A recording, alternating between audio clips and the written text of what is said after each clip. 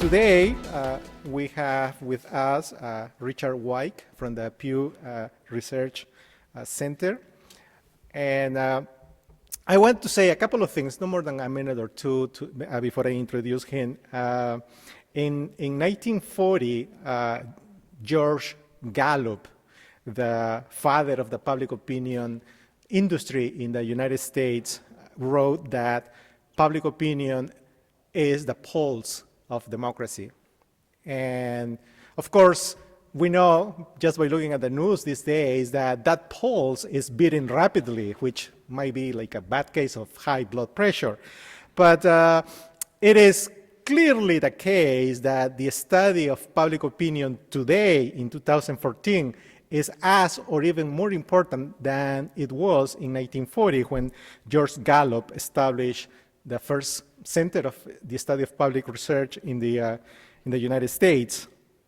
For a few decades, at least in the US, most public opinion agencies limited themselves to study public opinion in the US. You know, they had a good business, there were electoral campaigns, presidential campaigns on a regular basis, and they did a good business. But early in the 60s, there was an interest on public opinion outside the United States, and there was a very important and influential study conducted by Gabriel Almond and Sidney Verba entitled The Civic Culture, that for the first time did public opinion research in 4 countries other than the United States, and that was United Kingdom, Mexico, Germany, and Italy. Since then, there has been an interest, a growing interest on studying public opinion from a global perspective. Today, of course, we have a very vibrant industry of public opinion, not only in the US, but in many other places. There is a proliferation of international organizations, even multinational corporations that study public opinion. But of course, as you may imagine, not all have the same quality or the same prestige as, for instance, the Pew Research Center, which has engaged in the last 12, 15 years in a study of attitudes across the globe. Richard Wike, who is with us today, is the director of Global Attitudes Research at the Pew Center, and we are very happy to have him with us tonight, not only because he is the responsible of this Global Attitudes Research project at the Pew Center, but also because he has been an important student of public opinion and has written and appeared in different of media outlets, including CNN, the BBC, CNBC, Foreign Policy, among others. Richard, before joining the Pew Research Center in Washington, D.C., was a senior associate for international and corporate clients at Greenberg Quinlan Rosneft Research, a polling and campaign strategy company. Before coming here, we were talking about a very important documentary that I usually show in my class entitled Our Brand is Crisis, which documents the 2003 electoral campaign in Bolivia, of which Greenberg was a significant part of. He was a consultant to the, turned out to be the winning candidate at the time, so we were sharing some interesting stories. Tonight, however, he's not going to be talking about electoral politics in Bolivia. He's going to be talking about the international trends that his center has identified in the last decade or so, focusing on issues such as attitudes towards the United States in other places of the world, attitudes toward China, and democracy, among others. So without further ado, I'm glad to introduce Richard Wike with us tonight. So please, a round of applause for him.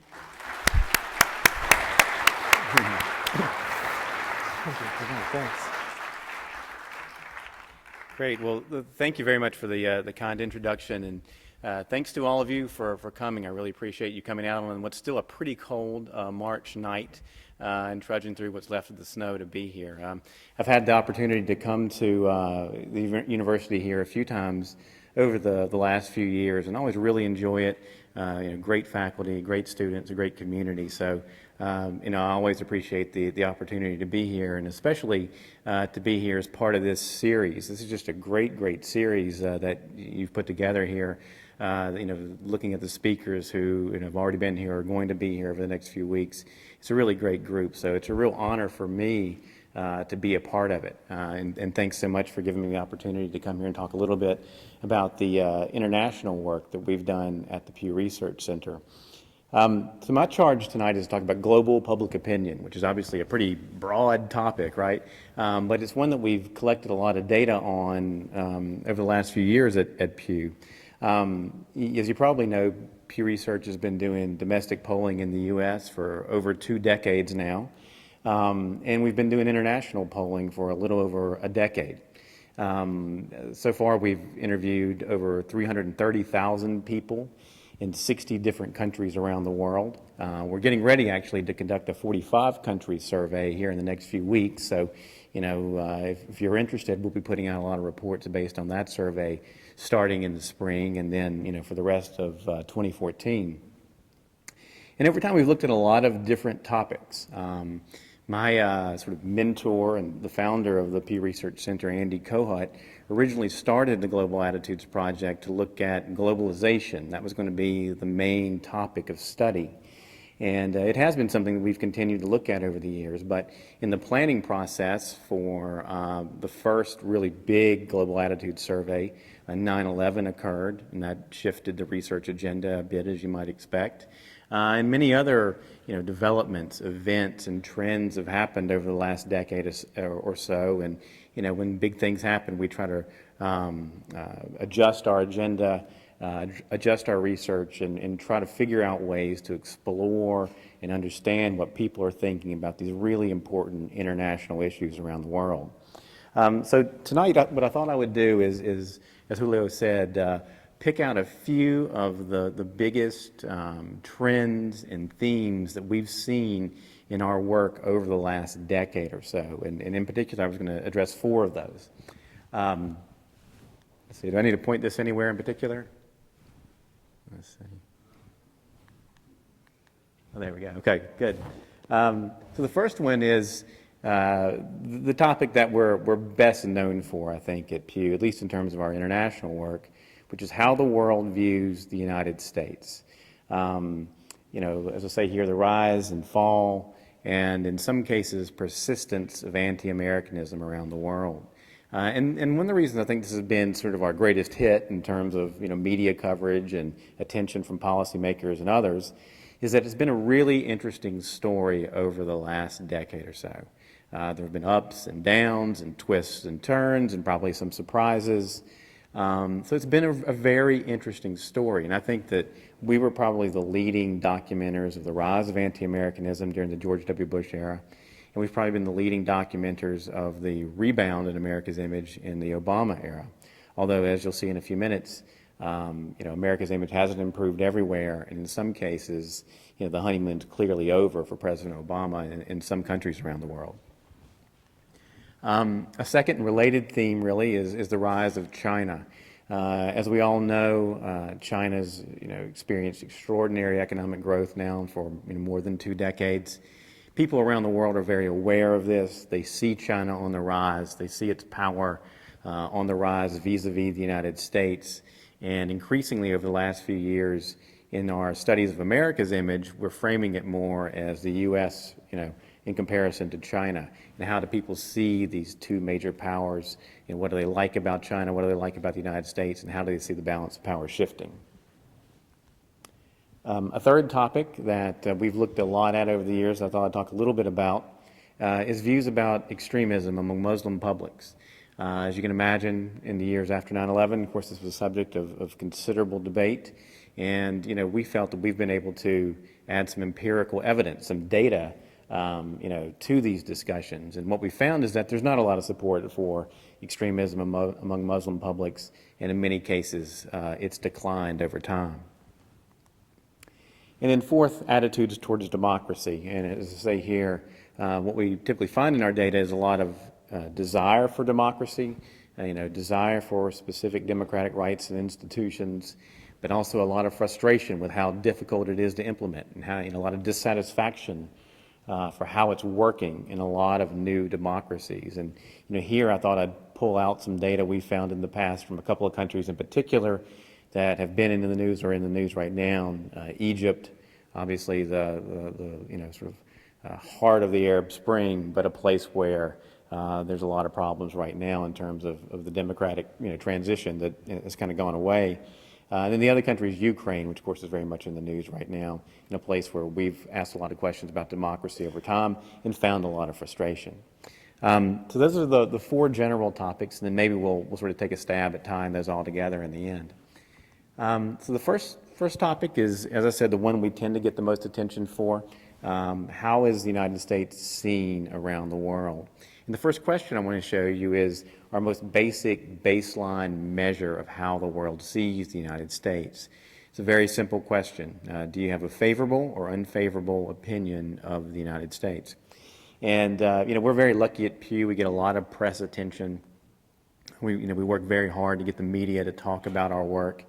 And of all the questions we ask, at least internationally, this is by far the one that gets the most attention. And I think it's because it is just a very clear, understandable barometer of where people are at in terms of how they view the U.S. So here's the trend on this question over time. And on this question, we actually have some data going back to the year 2000 from the U.S. State Department that we can trend to. And here's the trend in 4 Western European countries. And, I think you can see a pretty clear pattern here. If you go back to the year 2000, last year of the Clinton administration, for the most part in Western Europe, views of the U.S. are fairly positive. Maybe a little less so in Spain, but for the most part, views of the U.S. are positive. Those attitudes become less positive over the next few years, particularly around 2003, the onset of the Iraq War, which is very unpopular, as you probably know, in Europe. And they stay low, maybe even get a bit lower throughout the rest of George W. Bush's time in office. 2009, we conducted a poll in the spring of that year following Obama's election, and we see a dramatic improvement in America's image. You see these lines just go straight up in 2009, which tells us that America's overall image was much improved in these countries, and it's stayed pretty high since then. Maybe it's come back down a little bit in a few places, but on balance, it's still positive. So this pattern is indicative of what we saw around much of the world. It's probably more dramatic in Western Europe than it is in other countries, in other regions. But, it's sort of emblematic of the overall trend of reactions against Bush and his foreign policy during his time in office, and then a rebound in America's image and ratings for the U.S. when President Obama comes into office. He's very popular. It helped America's image. And especially true in Western Europe, which leads me to this line chart, which is one of the strangest looking line charts I think you'll ever see. This is a question we ask about a lot of leaders around the world. Do you have confidence in them to do the right thing in world affairs? So, the early years here are confidence in Bush, followed by confidence in Obama. And you see this just incredible change, about as much as a line chart can change, really, between 2008 and 2009. This is data from Germany. We saw a similar pattern in France and some other countries. Just 14% of Germans had confidence in Bush in 2008. That jumps up to 93% for Obama in 2009. And 93% are just numbers politicians don't get. I remember when we got the data back that year, we checked it like 5 times. I was like, no way. Nobody gets 93% positive ratings. But very, very popular in Germany. And he's managed to stay surprisingly popular really since then. You can't, it's hard to keep those kind of numbers.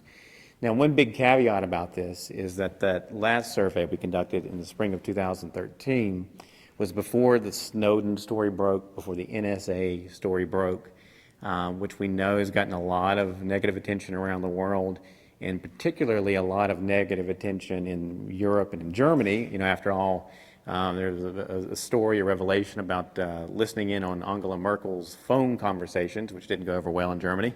So, we'll want to see this year, when we conduct our survey in a few weeks, whether these numbers still hold, or have Germans now, because of that story, turned against Obama a bit. We'll see. I don't know what the answer is. Now, here's the same question we looked at a minute ago, the basic favorability trend, but this time among Muslim publics, predominantly Muslim nations. And as you can see, we get some variety of responses among the Muslim publics, predominantly Muslim countries that we survey. You look at Indonesia, that's a country where the U.S. gets good ratings. Indonesians are very aware of the fact that President Obama lived there for a time as a young child. He's popular there. That helps America's image. Although, if you go back to the pre-Iraq War days, actually, the U.S. got pretty good ratings in Indonesia then, too. So, in some ways, it's just bouncing back to where it was.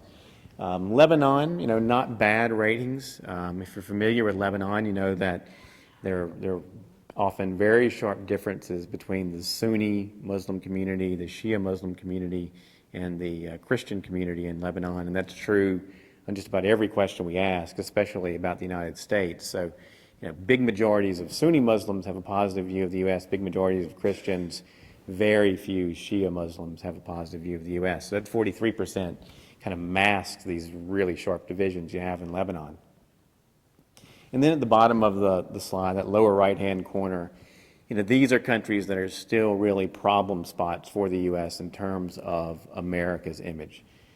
Turkey, Egypt, Palestinian territories, Jordan, Pakistan, all countries that for one reason or another are strategically important to the United States, and all countries where ratings for the U.S. continue to be quite low. As you probably remember, President Obama gave a famous address in June of 2009 in Cairo, as in an effort to really begin the turnaround and improvement of America's image in predominantly Muslim nations. What this slide would tell us is that that hasn't had a lot of impact, at least in many important, largely Muslim countries. And in some places, Egypt, Pakistan, if anything, ratings for the U.S. today are actually lower than they were a few years ago during the Bush administration. So, an overall pattern of improvement of America's image globally, but not everywhere, particularly in these nations. One observation I wanted to share with you is that we consistently see that young people around the globe have a more positive view of the U.S. Than do older people. We see this on this basic favorability measure. We also see it on lots of questions we ask about things related to American soft power, which we'll talk more about in a minute, things like American culture. Young people tend to have a much more positive view of the U.S. on all these questions. If you look at, say, Turkey, China, places where overall the U.S. is getting, not such great ratings right now, among young people, attitudes are more positive. So it's a part of it's about young people liking the United States more. I think part of it also is probably just driven by the fact that young people tend to have a more internationalist point of view, tend to be more open and positive towards the rest of the world. So we also see more positive ratings among young people when we ask about China, when we ask about Russia, when we ask about the United Nations. So some of this is about the U.S. in particular, and some of it's about a different attitude we tend to see among young people when we ask some of these international questions. Now, as I said before, we've seen some slippage in Obama's ratings in many countries. He's still much more popular than Bush, but he's not as popular as he was in 2009. You can see a little bit of that here on this slide. This is a question we've been asking for a few years, just do you generally approve or disapprove of President Obama's international policies? And in many, many countries that we surveyed, we see double-digit declines in the percentage of people saying they approve of his policies. It's particularly true, of course, as you can see here in China. And maybe some of you in the room may know China, may have some thoughts on this. I think it certainly has something to do with the pivot in American foreign policy, the idea that we're going to put more and more resources into Asia and the Asia-Pacific region, some in China, see that as an effort to contain China, and maybe we're getting a little bit of that in our data, because certainly ratings for Obama in particular have slipped in China over the last few years.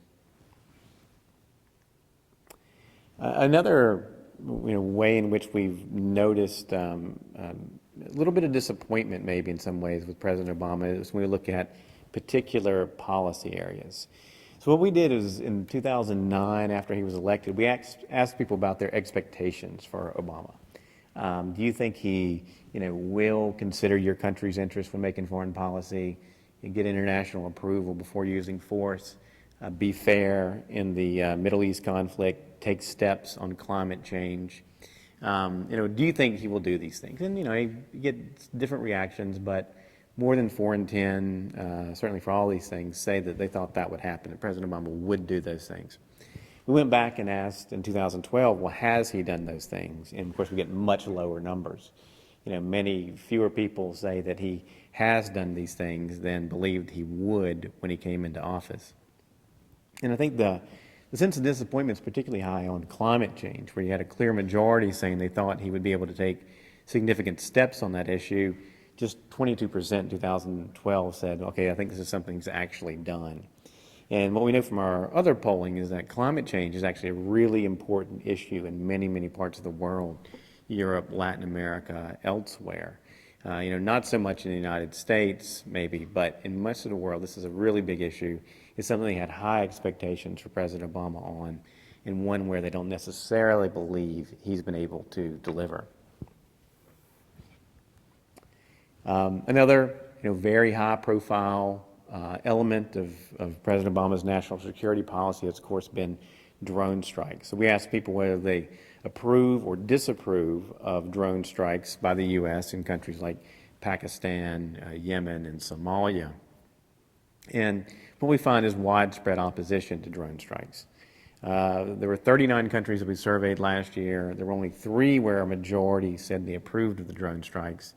A slim majority in Kenya, and then as you can see, more than 6 in 10 in Israel and in the United States. And in the U.S., this is something that has bipartisan support. A lot of issues, of course, you ask about in the U.S., big differences between Democrats and Republicans.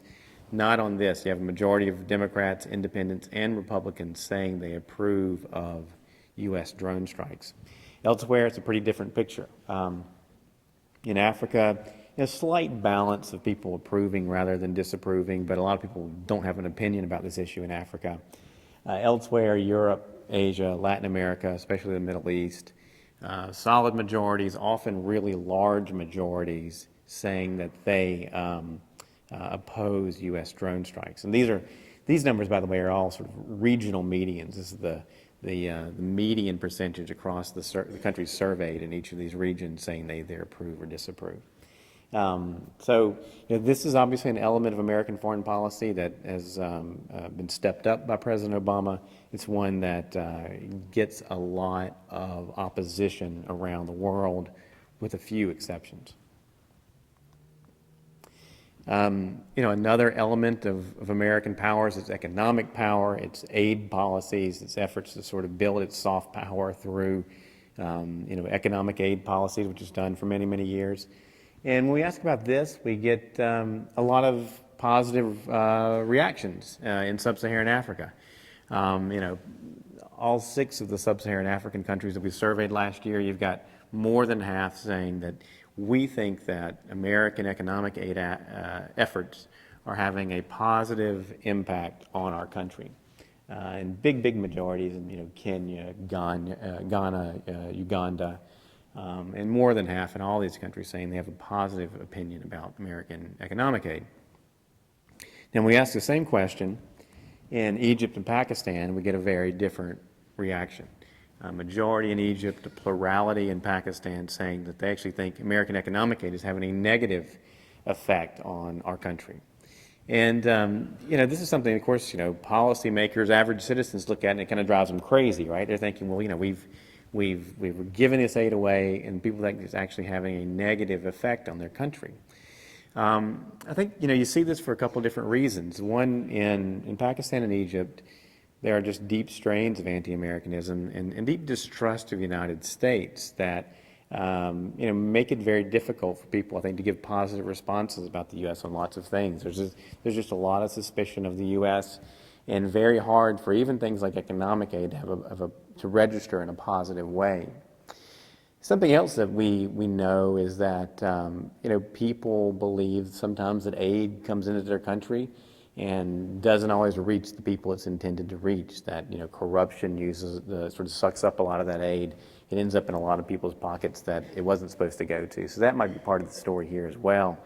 But certainly in Egypt and Pakistan, aid efforts aren't having the kind of impact that the U.S. government wants them to have. At least in terms of public opinion. There may be other reasons to give aid, right? It may be doing some real good, but in terms of moving the needle on public opinion, they don't seem to be having that kind of effect. This slide shows a lot of different elements of what we often think of as American soft power, right? American ideas, American culture, things like that. And these are questions we've asked for a number of years around different parts of the world. This is data from a 2012 survey we conducted in 20 countries around the world. So these are the median percentages across those 20 countries who either have a positive opinion or a negative opinion about those different aspects of American soft power. So American science and technology is something we consistently see getting positive reviews around the world. It's sort of almost, universally something that the U.S. is respected for, what it's been able to accomplish in terms of scientific and technological advances. American popular culture tends to get pretty good ratings. American music, TV, American movies. People tend to say they like them. Not everywhere, but on balance, they tend to say they like them. Particularly, actually, in Western Europe, we get very high responses on this. And as you may know, lots of European intellectuals have made whole careers kind of bashing American culture. But you ask the average, average Joe, or in whatever the equivalent is in Europe, and they tend to like American popular culture. They want their Iron Man movies and their Jay-Z and their Baywatch reruns or whatever it is. They like those things. So I think there's a bit of a gap between what you hear from the intellectuals, what you hear from average citizens in Europe. And when it comes to American ideas about democracy, a split opinion, as you can see here. And this is actually an improvement on this measure from, say, 2007. Again, President Bush's foreign policies were pretty unpopular in much of the world, and his democracy agenda, wasn't well received in lots of the world. People sort of saw American efforts to spread democracy in a negative light, and I think that harmed this measure a little bit. But it's bounced back some, but there's still a lot of suspicion of what American ideas about democracy mean, even though people say they want free speech, free press, a lot of things we would think about as being American ideas about democracy. When you ask them directly about it, it generates a lot of suspicion that I think has to do with American efforts to spread democracy over time. American ways of doing business, again, pretty mixed reviews around the world. It really depends a lot on what country you're talking about. A lot of reservations about American-style business in Latin America, in Europe. What's interesting about this question is it gets some of its highest ratings in the Middle East. Countries that generally give the U.S. very low marks on just about everything actually say they like American ways of doing business. So, if you're in the public diplomacy world, this is something that, can be leveraged in some ways to sort of have a good angle, a good message to talk about in terms of America's image. And the State Department's done a lot of programming, I think, around business relationships with the Arab world, for example. And, they do their own polling. They've probably got some of the same data that says this isn't popular everywhere, but American-style business is actually pretty popular in the Middle East. And then finally, a question about American ideas and customs. We ask you, is it a good thing or a bad thing that American ideas and customs are spreading to our country? And even in places where people like the U.S. and give it good ratings, they say that it's not a good thing that American ideas and customs are coming here. And I think this is an interesting juxtaposition with the popular culture question, right? People like American pop culture and they buy it and consume it and they want more of it. But at the same time, they worry a lot about American culture kind of pushing out their own traditions, their own cultures. And so this is part of the push and pull and attraction or repulsion that people feel about the United States. They like some things about it, they want it in their lives, but they worry they've got too much of it in their lives. And they worry about it pushing out their own local cultures and local traditions. And in some ways, I think, America maybe is not as much as it used to be, but it's still kind of the face of globalization. And this question, I think, reflects the attraction and repulsion that people feel about globalization. They want change. They want all these outside, modern components to their lives. They want new culture coming in from other countries, but they worry about its effect on their own local societies and traditions. So I think there's one more slide there, maybe isn't showing up, but basically what this slide would show you is that the U.S. continues to get pretty good ratings on human rights around the world. So we asked people about a number of different governments, the U.S. and China, Saudi Arabia, Iran, in our survey last year, and whether those governments respect the personal freedoms of their people. Very few people say Iran does. Very few people say Saudi Arabia does. Not many people say China does. And then 70%, median of 70% across the countries we surveyed, said that the United States respects the personal freedoms of its people. So, this idea of individual rights, respecting personal freedoms, this is, of course, something we think of as being very, important to sort of the American creed, the American ideas about democracy. And this is something that continues to give the U.S. pretty high ratings, and did even in the Bush years. The numbers are a little bit higher now than they were then, but even then, at times when the United States was getting very low ratings, it got pretty good ratings on respecting its own people's personal liberty. Again, I think this will be an interesting one to ask again this year. Did the Snowden affair, which was mostly about spying on other countries, but some about surveillance in the U.S. as well, will this damage in any way America's reputation for respecting personal liberties, even of its own citizens? That's something we want to ask about in this year's survey as well. So the next topic, as I said, is the rise of China, and in particular, what we've done over the last few years is look at views about China and how they compare to views about the United States. So here again is this basic favorability measure, mapped all around the world, and shows you how U.S. and China compare in terms of the people with a favorable view of these countries in various regions around the world. And it varies a little bit depending on what region you're talking about. So if you look at Asia, a slight advantage for the U.S. there. Europe, a sort of bigger image advantage for the United States there. Latin America, somewhat higher ratings for the United States there as well. In Africa, the U.S. tends to get somewhat higher ratings than China, but both actually get really high ratings in sub-Saharan Africa. It's sort of the strongest region for both countries in terms of public perceptions. And then the Middle East is the exception. China doesn't get great ratings in the Middle East either, but it certainly gets higher ratings than the United States does. So, globally, what we tend to see is that overall, the United States has a slightly stronger, more positive image than China. And you see that across most regions, but you don't see it everywhere. You don't see it in the Middle East. And even within some of these regions, there are countries certainly where China has a more positive image than the U.S., but overall, the U.S. still tends to get higher ratings. Another question we ask is that, do you see the United States as a partner of your country or an enemy to your country or neither one? And, a couple things about this slide. For one thing, as you can see here, if you look at the middle of these bar charts, not many people across the globe really think of China or the United States as an enemy. These are the median percentages across the 39 countries that we surveyed last year. So, a median of just 8% think of the United States as an enemy. It's just 10% for China. So that's not a very prevalent view. But when it comes to thinking of either of these countries as a partner, people are more likely to think of the United States as a partner of their country, 59% compared to just 39% for China. So again, a little bit of a stronger image, a little bit more positive views around most of the world about the United States than about China.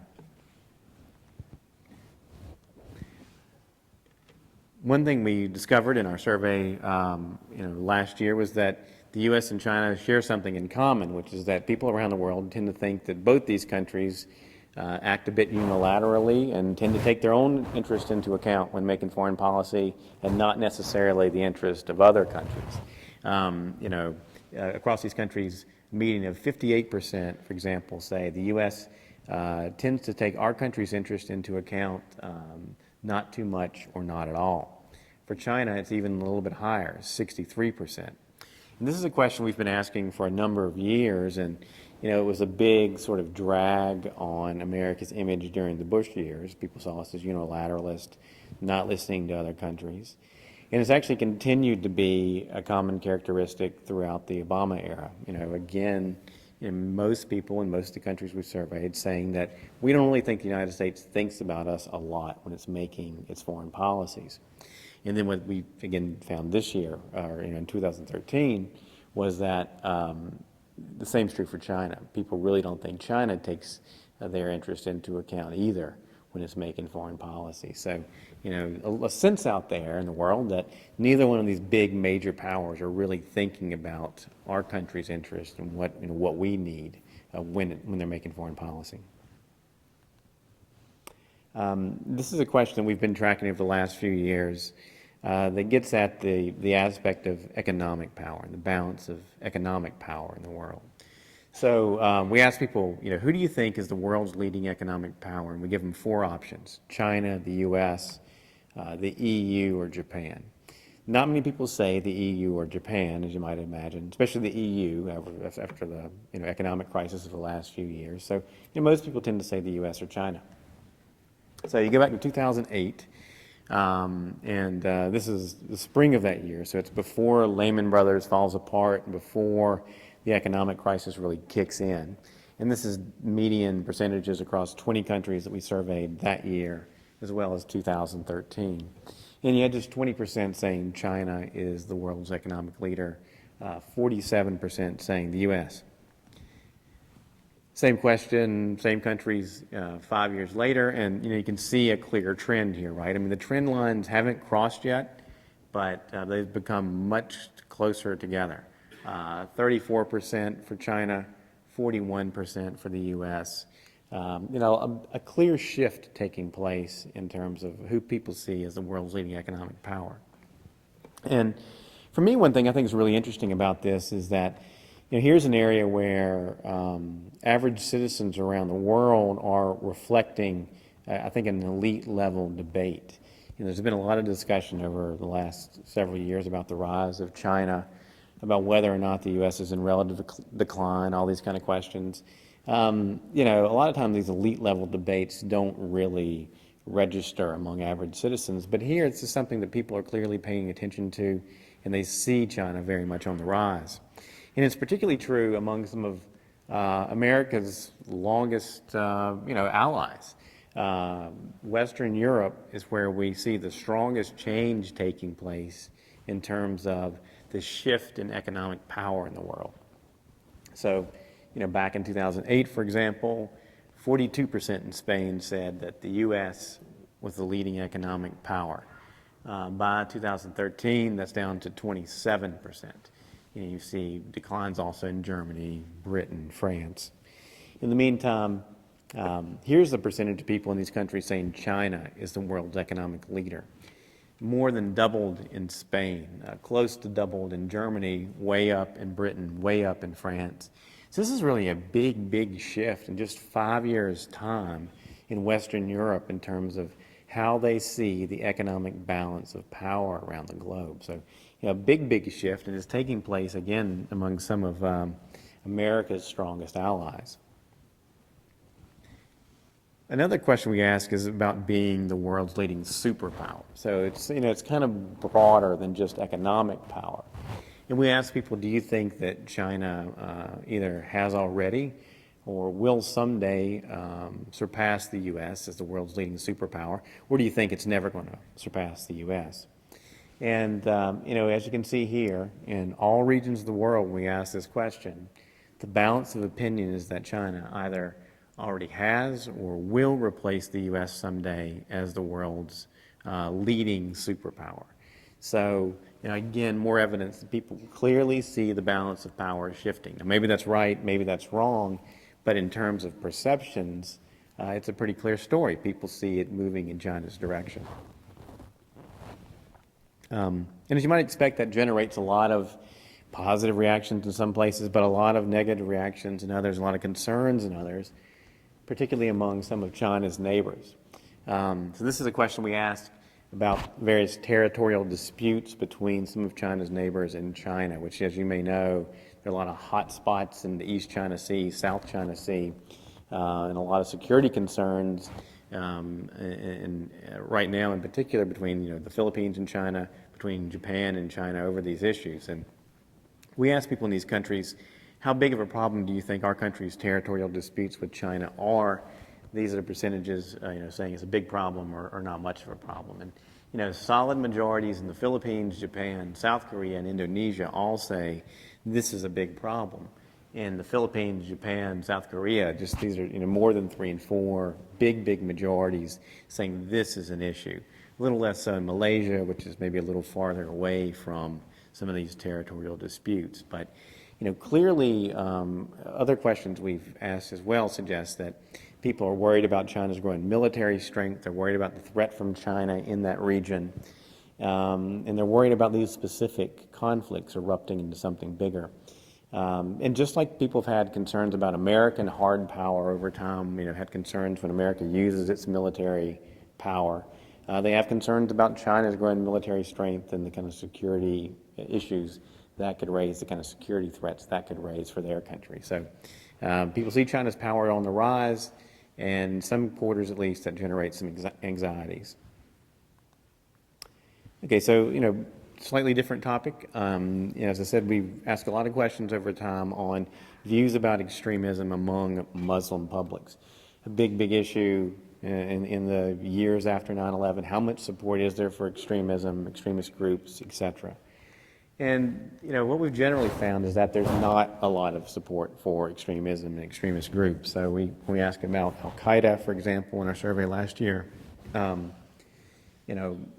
Majorities or close to majorities in all of these predominantly Muslim countries we surveyed say that they have a negative view of Al-Qaeda. Typically very small minorities saying they have a positive view of it. Now there's some outliers, particularly the Palestinian territories, where you got about 1 in 3 saying they have a positive view of Al-Qaeda. And it's typically a bit of an outlier on some of these questions, as you'll see. There's always 2 ways to look at this. People look at this data and they'll say that, 20% is a pretty high number, right? That's still a lot of people. But in terms of, whether groups like Al-Qaeda are generating broad support among Muslim publics, I think we've consistently seen that the answer is no. And if anything, these numbers have declined over time, which this next slide kind of highlights.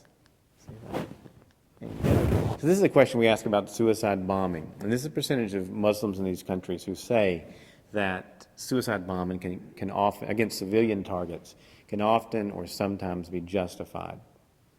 And as you can see, it varies a lot from place to place. Again, the Palestinian territories are the outlier. About 6 in 10 there in our last survey said that yes, these kind of attacks can be justified. And that's pretty consistent with what we've seen over time. Elsewhere, though, what we've seen over time is that these numbers have tended to come down.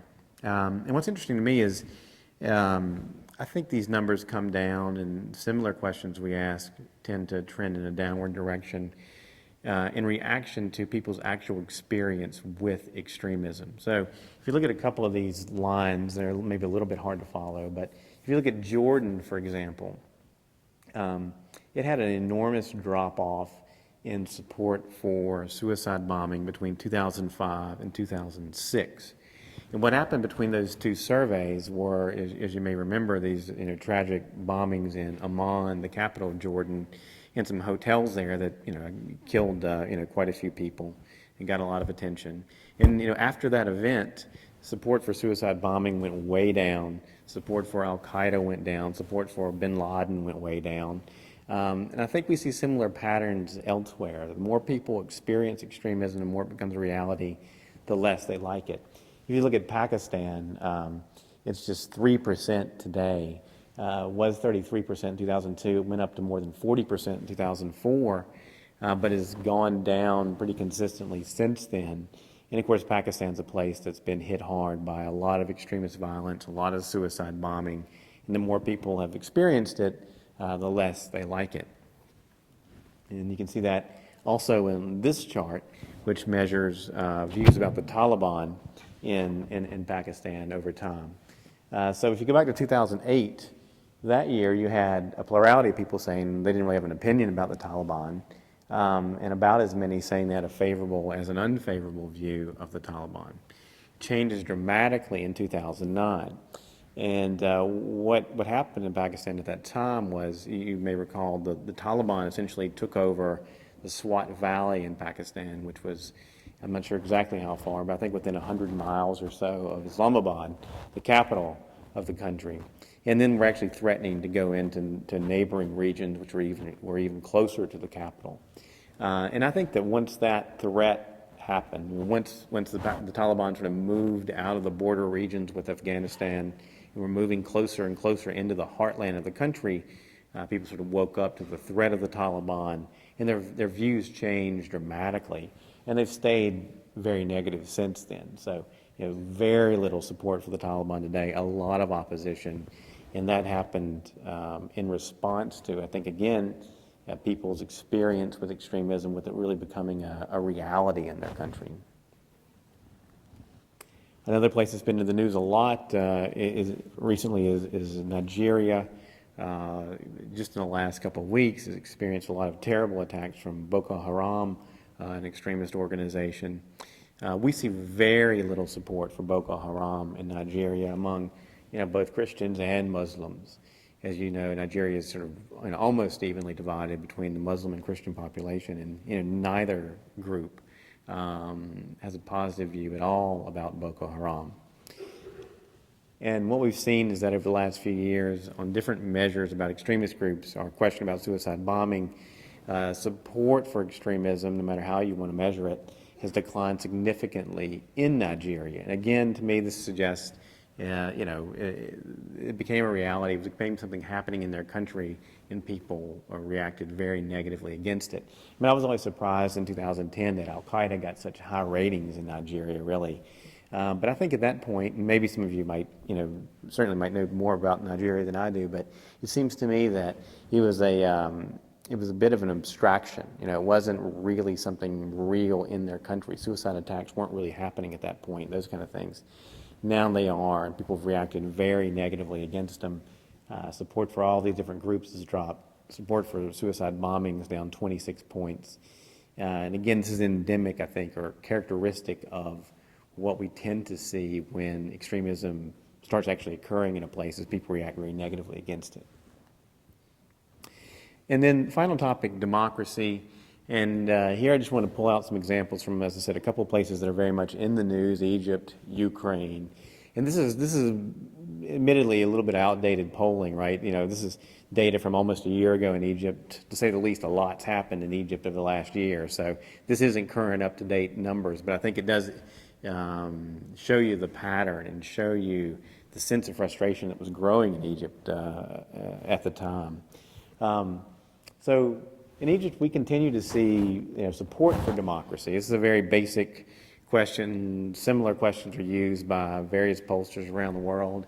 Is democracy preferable to other types of government, or can the non-democratic government be better in certain situations? So, 2 in 3 Egyptians in our last survey there, spring of 2013, said democracy is preferable. It's been pretty consistent over time.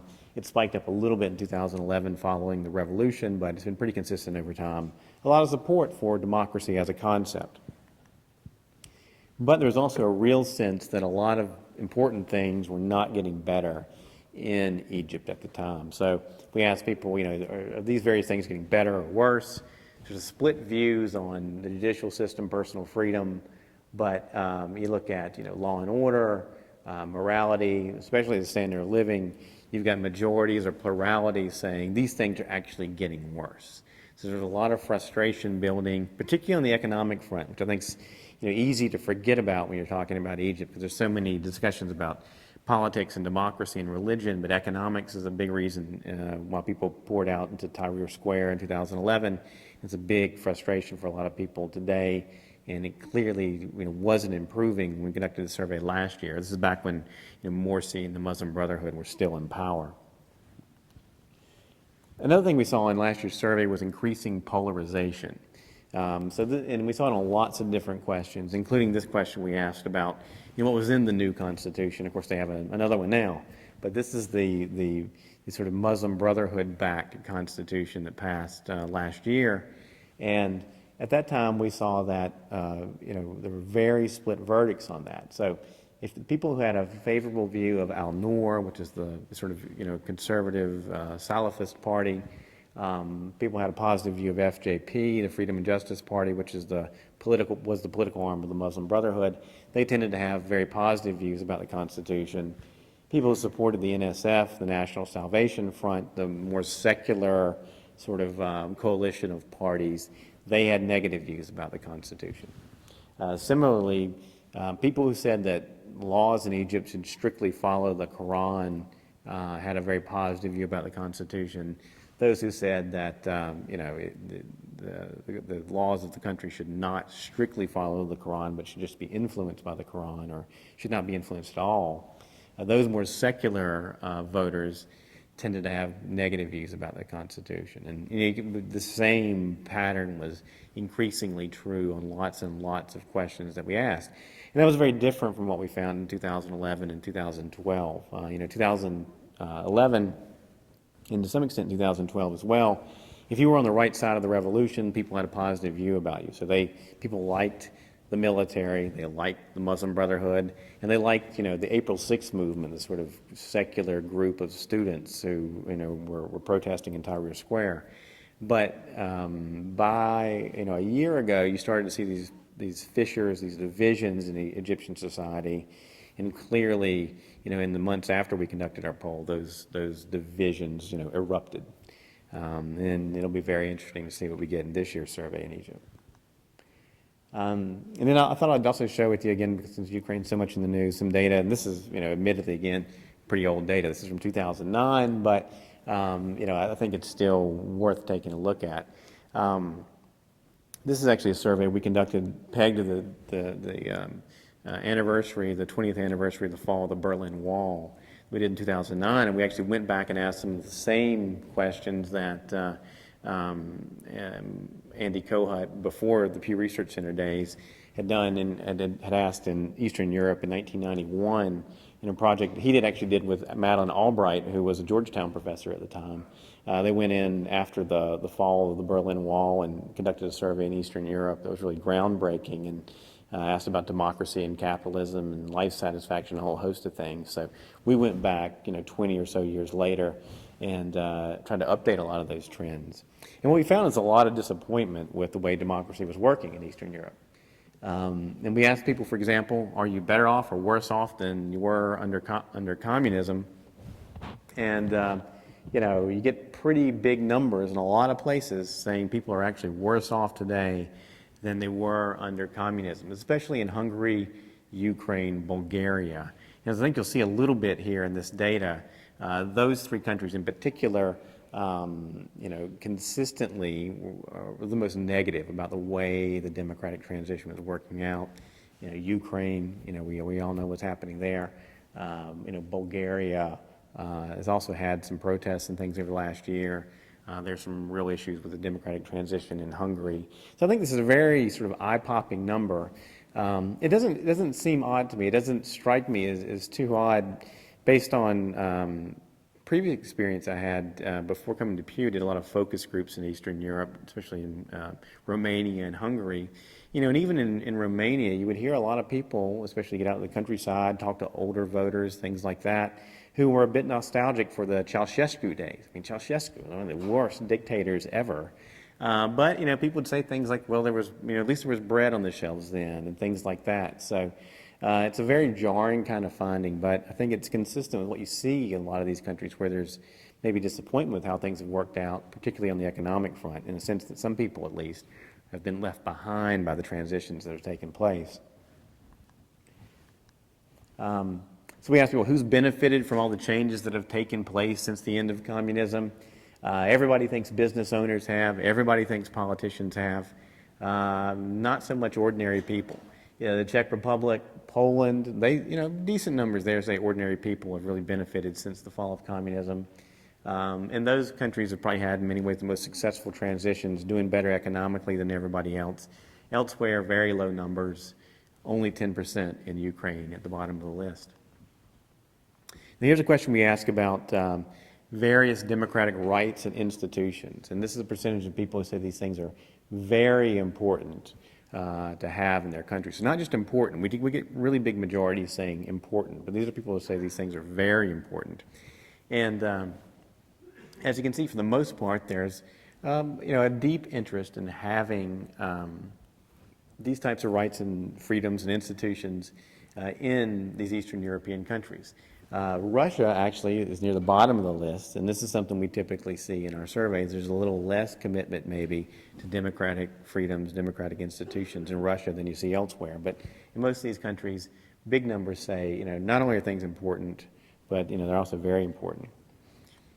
When we ask people, do these things actually describe your country? Are these things actually present in your country? We get much lower numbers. So this is the percentage of people saying these kind of things actually describe our country very well. And here the numbers are lower. Not many people think that they really have these democratic rights and institutions in their country. And here you can see Ukraine at the very bottom of the list. Very few people willing to say, yeah, these things describe Ukraine very well. These are things that have become a part of our country. And if you take those two numbers and subtract them, so we sort of take the median percentage across all the democratic rights and institutions, the percentage of people saying they're very important, and the percentage of people saying they describe our country very well, you get what we might call a democracy gap. So, this isn't the most precise measure in the world, but I think it's reflective of the gap between people's democratic aspirations and what they really see present in their country. And, I think that gap helps explain a lot of the frustrations that people have. We've seen a lot of protests around the world in, emerging middle-income countries over the last year or so. And I think this gap is at least one of the things that's driving it. People really want rights and institutions, but they don't feel like they necessarily have them for a variety of reasons. And I think it's part of the story, at least in Ukraine. So, I'll leave it there. I mean, it is really hard to tie up all these things, right? I mean, what are the common stories across all four of these themes?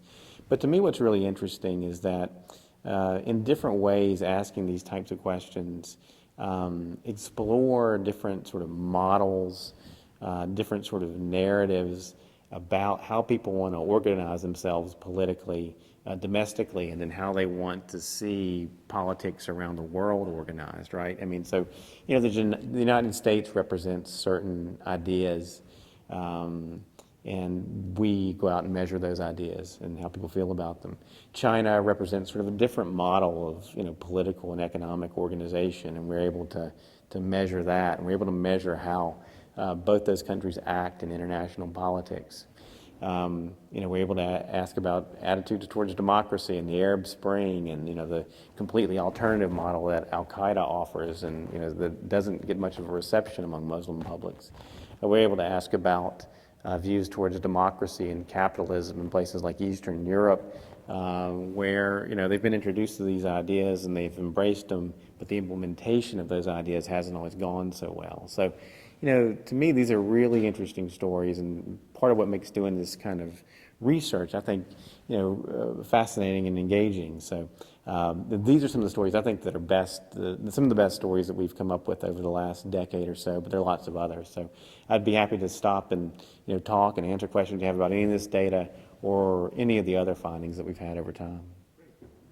Great. Thanks. Sure.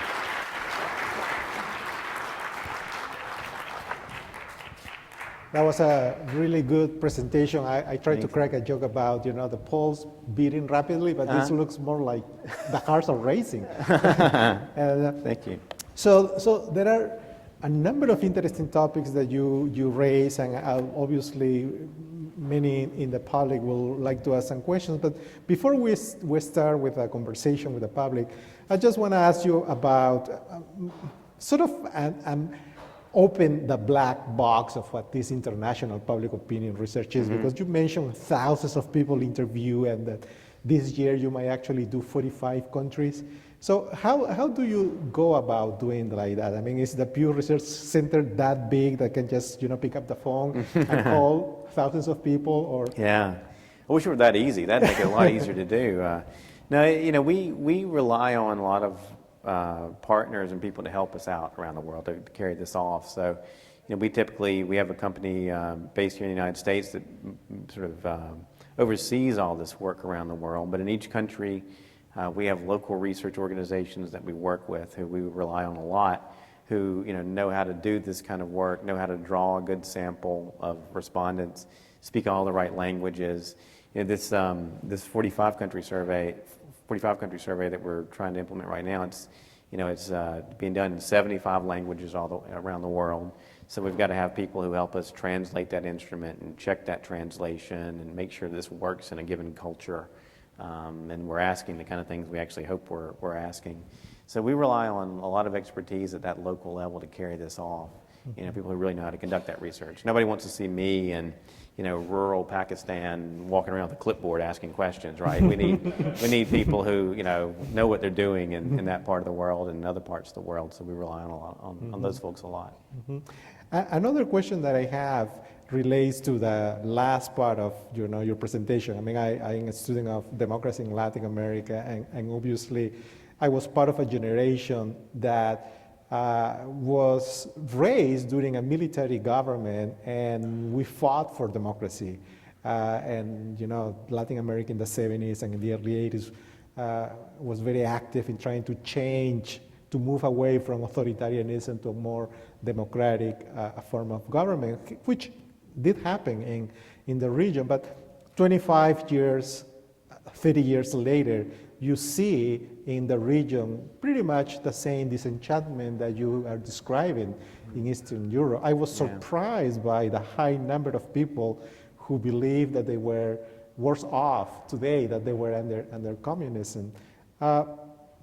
Do you think that is a factor that is mostly influenced by? Is that a reaction across the board, or do you think there is a generational gap, an age gap in that? I mean, I didn't see a graph there, but do you think that younger people are more or less negative with democracy than older people, at least in Eastern Europe? Yeah, that's a great question. I think, thinking back to that poll we were looking at there from 2009, we did see that it was younger people who were more positive about democracy in Eastern Europe. It was the college-educated. It was people in urban areas that were more positive. So what that struck me as is that, it's the people who are probably in a better position to take advantages of all the changes taking place in these societies. So they were more excited about democracy and capitalism because they were able to use their education, take advantage of opportunities, and really leverage all these changes in a positive way for their own lives. In rural areas, older folks, things like that, maybe they're not able to take advantage of those opportunities as much, and are less excited about the changes, less excited about democracy, more likely to say that we were actually better off under the old regime. Okay, well, let's open up questions from the public. So, as the tradition that I mentioned last week that Ralph established, we're going to start with a student, then a member of the public, and then we'll go back to students. So somebody from this, somebody have a question? Student? Yeah? Oh, a student first? No students? Yeah. I was wondering what you personally think America can do to prevent. Do you mind repeating a brief version of the absolutely, question? sure, yeah. So the question is, what could America do to improve its image abroad? you know, the Pew Research Center, we are strictly forbidden from making policy recommendations. So, you know, I think there's a camera there. Is that right? So I'm not gonna break that. I'm not gonna break that rule. But it is really, it's part of our mission is we put the data out there. We try to do research that speaks to policy debates and that policymakers can use in their work. And people can make recommendations based off of it. We kind of stand back and we don't make those recommendations. So, you know, we go and present at the State Department, talk to folks involved in public diplomacy, really smart people who really know how to take research and data and turn it into messages and programs and those kind of things. And we'll sort of leave that to them. So I hate to dodge your question, but, you know, there's lots of people who have thoughts about that out there. I can direct you to some of those people, and I'll avoid answering the question, though. Mm-hmm. Okay, sir? Do you meet with much interference or resistance from other governments in your research? We've been pretty fortunate. So do you have resistance yeah. from governments? Right. Yeah. Do we get a lot of opposition from governments around the world when we do international work? We've been pretty fortunate for the most part. We haven't gotten a lot of pushback or opposition. You know, sometimes there's things that you can't ask in certain countries, as you might expect. So that, you know, that can be a bit of an issue. But for the most part, we've been able to ask the kind of things we want to. We've had incidents before of people who didn't like our results in certain countries. Pakistan a few years ago, we did a poll that you know, found a lot of pretty negative public mood about a lot of things, and the government there issued a press release saying that we were, you know, undermining democracy in Pakistan and this kind of thing. But that was it. They issued the press statement and they moved on, and we never heard any other problems about it. Occasionally a political leader or a political party that doesn't like our results will, you know, say that, oh, this is faulty, oh, you know, these Americans come in and don't know what they're doing. But, you know, that happens in the United States too, right? I mean, anytime you have results that people don't like, you're going to face some criticism. So on the whole, we've been pretty lucky. We don't get a lot of problems. Mm-hmm. Any other question? Yeah. Mm-hmm. Oh, I'm sorry, I didn't see you. The lady. I just want to ask, are you sure in like the Middle East, they actually do the research for real? Because I could give you the same results without doing this. Sure. I mean, that's how the people are. So the question is whether in the Middle East, you know, you get those, are these real results? Meaning the polls are being conducted, or, okay. The research is actually happening as it's supposed right. to happen, right? I mean, I think there are a number of, you know, first of all, you want to identify good researchers in all these countries and establish relationships with them. So, you know, there's a lot of places where we've been working with the same group of people for a long time. The company that sort of manages our research around the world, you know, has good relationships with these people and really knows them. The other thing is, you know, there are steps you can take to check your data and make sure that it is, you know, valid data. There are things you can do to sort of test for, wait a minute, you know, is this somebody just marking, you know, every response as a number one or something like that? So there's certain sort of statistical tests you can do to check your data. And, you know, you always want to worry about things like an interview or falsifying responses, right? But there are quality control checks there, too, where you have a supervisor go out and redo an interview, check that an interview has actually taken place. So, you know, the survey research world's developed, I think, a bunch of quality control steps to make sure that, you know, this data is real data and that we're getting what we think we're getting. So let me have a follow-up on that question, because, you know, many people who do not do public opinion or are not very familiar with public opinion polling are usually skeptical about the results. So there has been any instance where the Pew Research Center had to discard basically a survey because it was too suspect, or there was one in one country that has to be stopped because of obstacles related to security or maybe political interference? Sure. Well, there certainly are, you know, security concerns in some countries. I mean, we talked about Pakistan a minute ago. I mean, that's one country where there are parts of the country we can't go to. You know, we don't go to the Fatah region on the border with Afghanistan. Parts of, if you know, Pakistan, Khyber Pakhtunkhwa region, you know, there's a lot of instability and things like that. So we still cover about 85, I think, percent of the country, something like that. But there are parts we can't go to. Same is true in some other countries where you do have security concerns and you can't go everywhere. We have had times where we've had to not use some data.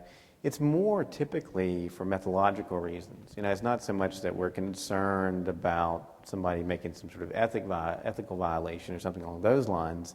It's that someone hasn't carried out the survey in the way that we thought they were going to.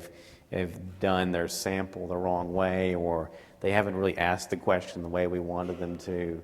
It's things like that that generate more headaches for us than these other types of problems. Right. I see. Yeah, sir. Here in this country, everything seems to revolve around politics. And it appears that we don't get anything done without some type of political intervention. The respondents that you discuss with in other countries, are they cognizant of what goes on here politically? And also, are they cognizant of what politically goes on in their country? They're talking about how good things are or how bad things are. Do they also get caught up in that political undertone where Yeah. they hear nothing? Right.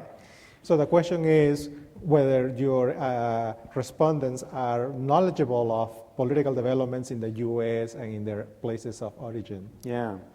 That's an interesting question. I mean, I think in terms of their own countries, we typically see people pretty engaged politically, at least on the big issues. We're not going in and looking for the really detailed, policy debates in a country, or, is this political figure up or down? We do a little bit of that, but it's pretty broad. We ask, what are the main problems in your country?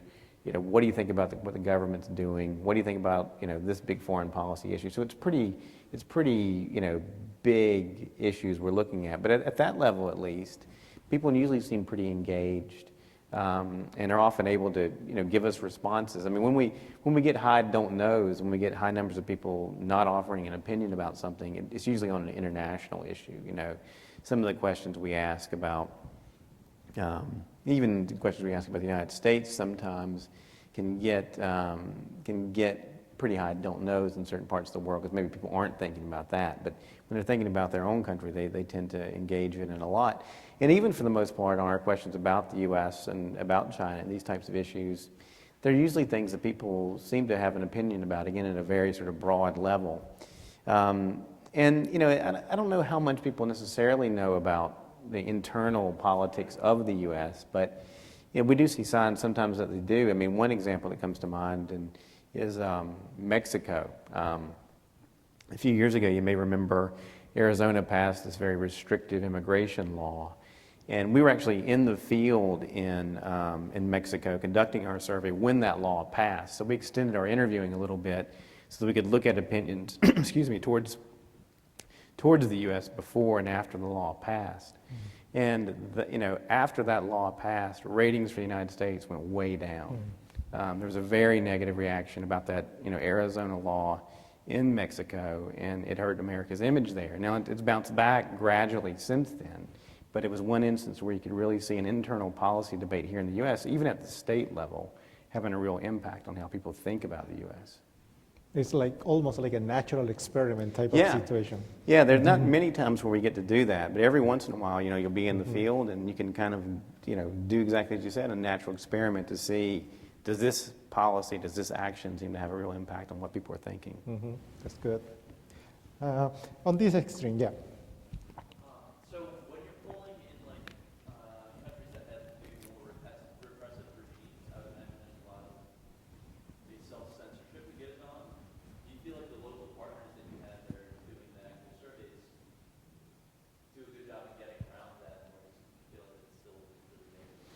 So the question is it problematic to do surveys where you have a repressive regime? Yeah.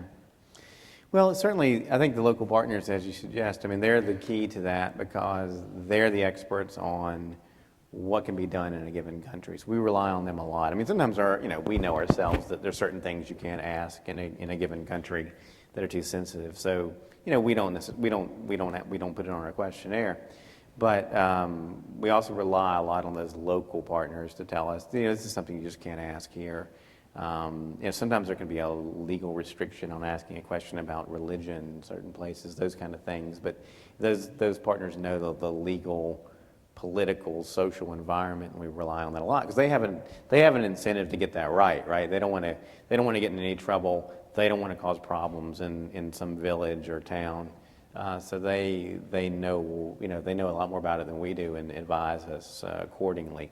In general, though, I'd say I've been surprised at how little of that happens. In general, with some exceptions, we're able to ask the kind of things we want to ask. One of the experiences, I just want to share a little personal anecdote. One of the experiences that I had doing polls in Latin America is that sometimes people are happy that actually somebody is asking them their opinions about what is going on in the country because they have felt so left out that it's like, and so they feel happy to share, even if it is negative views. Mm-hmm. Sir, yes. Turmoil in Ukraine. Will you be subdividing the country into regions and asking important questions in the east and the south, and Crimea and the west, and even in Russia? So the question is, how do you deal with situations like in Ukraine where there is such a regional fragmentation and where it's difficult to get into some regions? How will that be affecting the study, for instance, of that country? Yeah. We very much hope to, specifically in Ukraine. As I mentioned, we're planning a survey right now, and we hope to include Ukraine. We hope to ask questions relative to what's going on now and to divide the country up into the appropriate regions. Often in Ukraine, it's sort of, it's east-west, but also that people tend to divide it up into a sort of a east, central, and west. And, we've been able to do that in the past. Whether we'd be able to look at Crimea itself and separately is a bit tricky, and we'd have to do something called an oversample there to get enough respondents in our sample to be able to look at it as a particular region on its own. Because what you're driven by on these kind of things is your sample design and the number of people that you survey. And we always survey enough people to talk about our findings at the national level. But then, when you start breaking the country down into regions, that's when you've got to be careful that you're not breaking it down so much that you end up with too few people to really analyze statistically. So, Ukraine, we're certainly hoping to do that, but as you can imagine, there's a lot going on there now, so we're trying to figure out exactly what we can do. But similar, we have similar questions that we try to deal with in other places. There can be instability, certainly, that affect your ability to go to certain parts of the country. And these regional divisions that you're talking about, in many, many countries are important, and we try to do what we can to look at those. Mm-hmm. Yes? My question is sort of a follow-up to Martin's question here. How do you go about vetting those local fixers that are your, point people on the ground? Mm-hmm.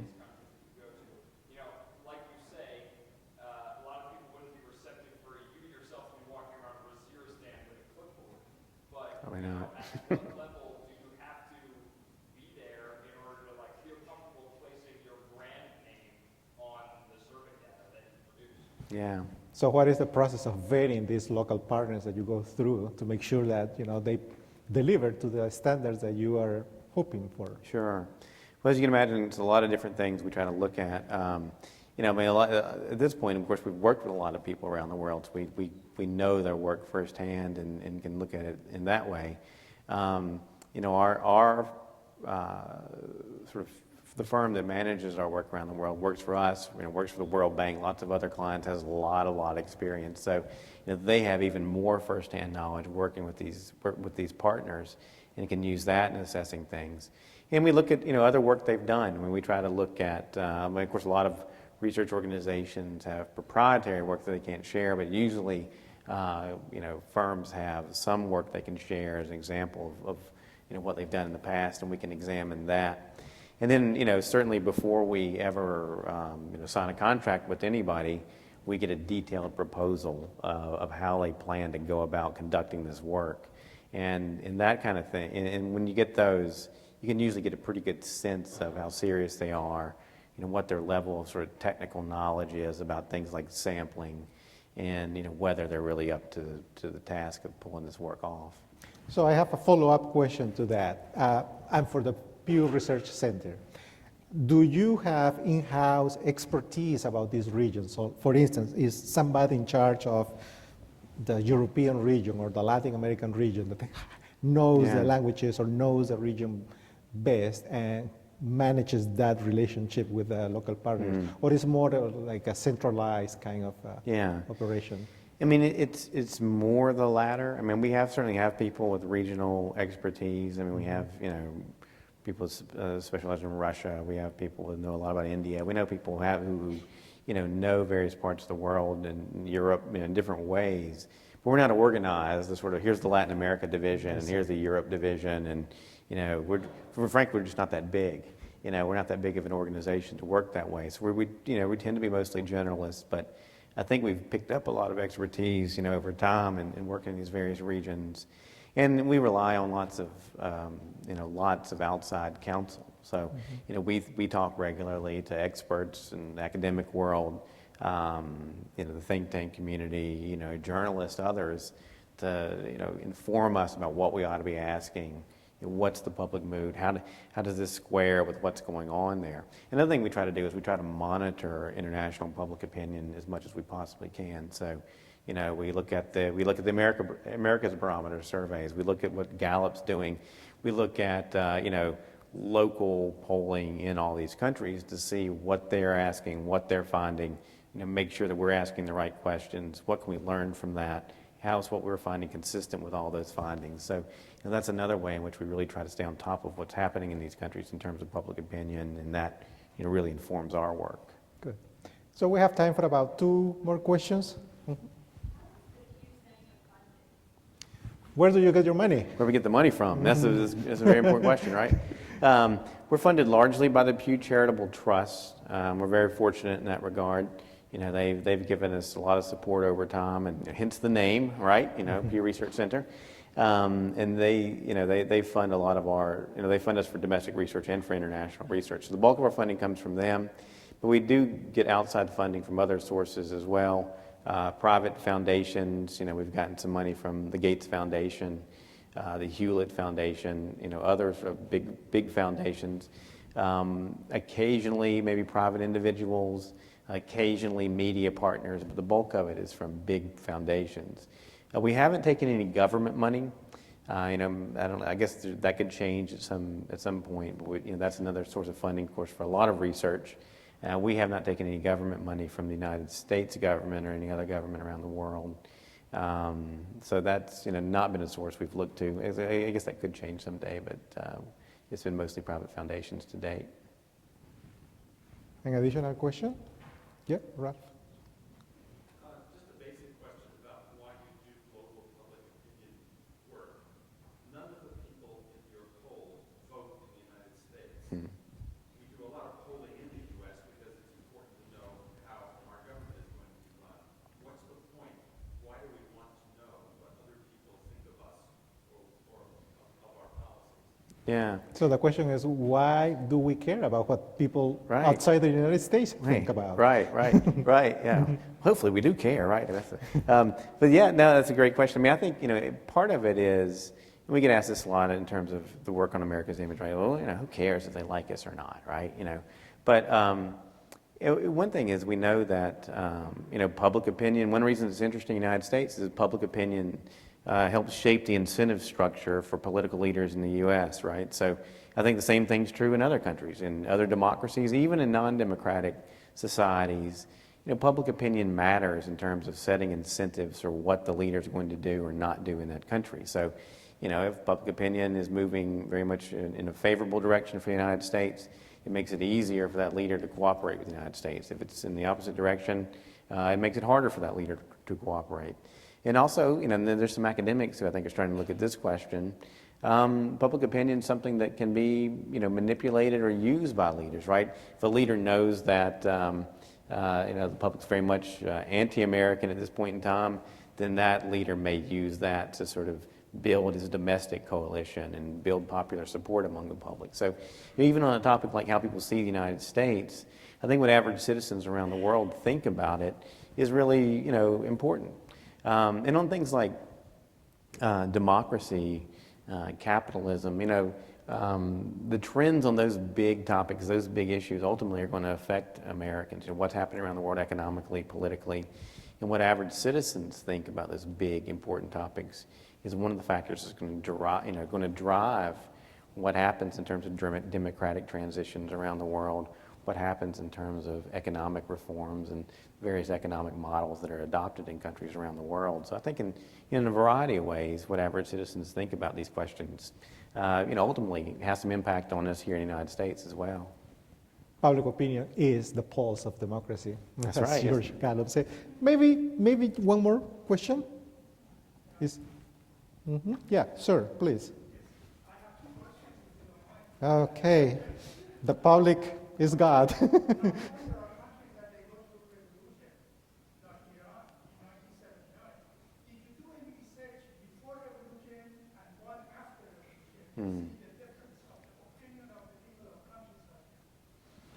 So, did we, in countries that have gone through a revolution, Iran being an example, we've been able to do before and after polling.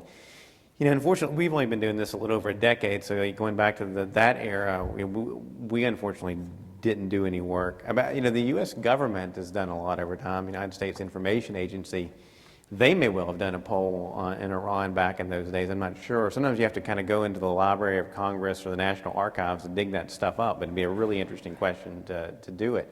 And I think the closest we have maybe is Egypt and a few places that are, going through upheaval right now.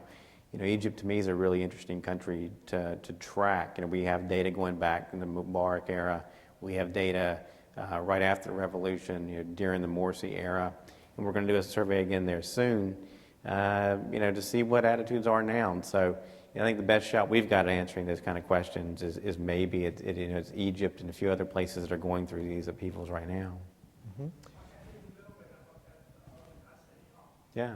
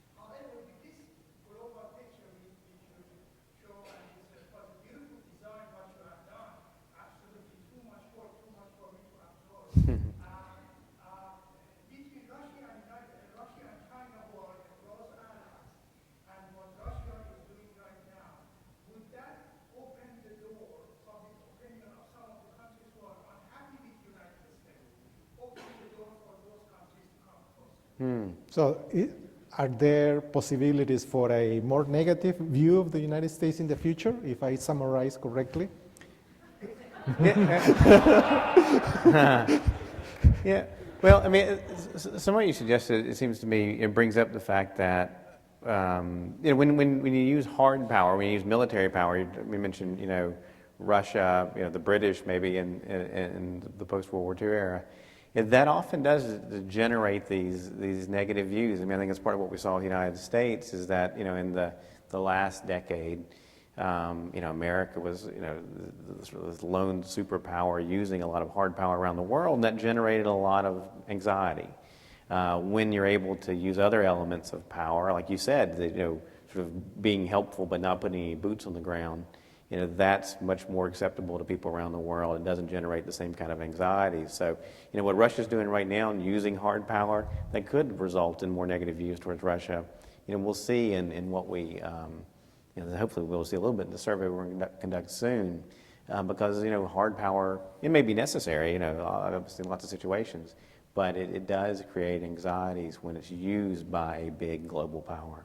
Mm-hmm. Before we give Richard a round of applause, I want to call your attention that next Wednesday at the same time, 7:30, we're going to have here Dania Greenfield, the Deputy Director of the Hariri Center for the Middle East at the Atlantic Council, who's going to be talking about the Arab Spring and the consequences of that. And so I hope I will see you again. Thank you very much, Richard Wike, for that wonderful presentation. Thank you. Appreciate it. And thank you to you too. Thank you very much.